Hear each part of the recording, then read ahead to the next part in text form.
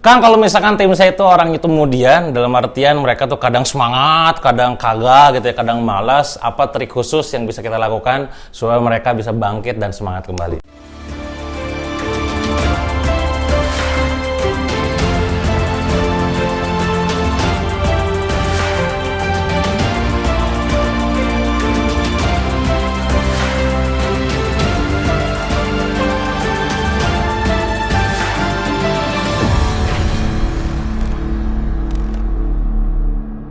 Gini teman-teman, bicara tentang manusia, memang manusia ini sangat-sangat unik sekali ya. Ada yang namanya dia itu perlu dimotivasi terlebih dahulu untuk bisa bersemangat. Ada yang dia tuh gak usah dimotivasi aja, dia bakal bersemangat secara langsung gitu. Jadi gak usah di-treatment lah gitu. Nah masalahnya adalah kita gak pernah tahu pasukan kita tuh karakternya yang mana ya. Apakah dia tuh muncul dari internal, dari diri sendiri atau dari orang lain.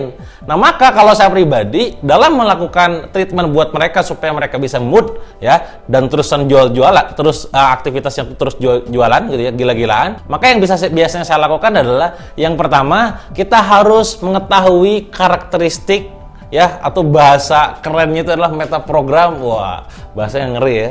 Metaprogram dari orang tersebut ya. Jadi apa itu metaprogram? Bagaimana cara kita bisa mengetahui program yang bisa mengendalikan program dalam dirinya? Anda bisa bayangkan di sebuah tempat katakanlah ataupun kokpit pesawat gitu ya, ada tombol-tombol banyak ya. Ada ke atas, ke bawah, kiri, kanan dan segala macamnya itu. Nah, itu setiap sentuhan, setiap tombol tersebut akan memberikan efek yang berbeda. Nah, sama kayak kita manusia, kita punya kayak begitunya.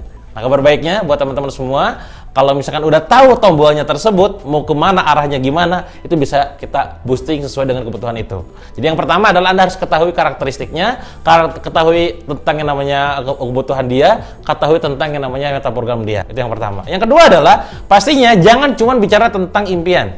Ya, karena yang namanya impian itu biasanya, ya tadi, merasa cukup.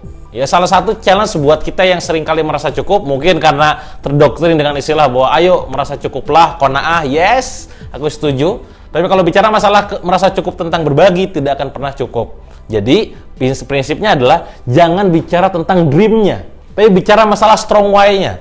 Apa itu strong why? Kalau dream itu tentang nilainya, tentang uang yang ingin dia capai, katakanlah gue pengen dapat penghasilan 30 juta, 40 juta, 100 juta, angkanya. Gitu ya. Tapi kalau bicara masalah strong why, tentang orangnya, alasan dibalik kenapa uang tersebut harus ada. Oh, orang itu bicara masalah apa? Tentang orang tuanya, tentang masalah pasangannya, tentang masalah anaknya, tentang orang-orang di sekitarnya. Nah, itu gunakan untuk men-trigger orang supaya bisa bersemangat. Bro, mas, mbak, yakin mau kayak begini terus? Katanya pengen bisa membahagiakan pasangan. Bagaimana mungkin pasangan bisa bahagia kalau ngelihat pasangannya adalah ini adalah masnya atau mbaknya males-malesan kayak begini? Yakin mau bisa membanggakan anak? Bagaimana mungkin bisa membanggakan anak kalau mbaknya atau masnya kondisinya kayak gini? Hal-hal seperti yang harus kita munculkan. Itu yang kedua. Jadi, please teman-teman semua gak cuma sekedar ngomongin yang namanya impian, tapi bicarakan tentang masalah energi besar di balik itu, strong why-nya. Dan yang ketiga, ini bicaranya lebih deep lagi, lebih gila lagi gitu ya. Tidak semua orang mampu dan mau melakukannya. Kalau saya berani melakukannya. Kenapa begitu? Karena saya sudah ngalamin prosesmu kayak begitu. Apa itu? Apa begitu? Gitu kan? Ini bicara tentang bukan hanya tentang impian, bukan hanya bicara masalah mimpi, tapi bicara masalah mati. Wah, ini ngeri, Pak. Jadi kalau bicara orang itu tentang kematian, bakal kematian, lu yakin hidup lu bakal usia tua gitu? Lu yakin nanti bekalnya udah cukup gitu?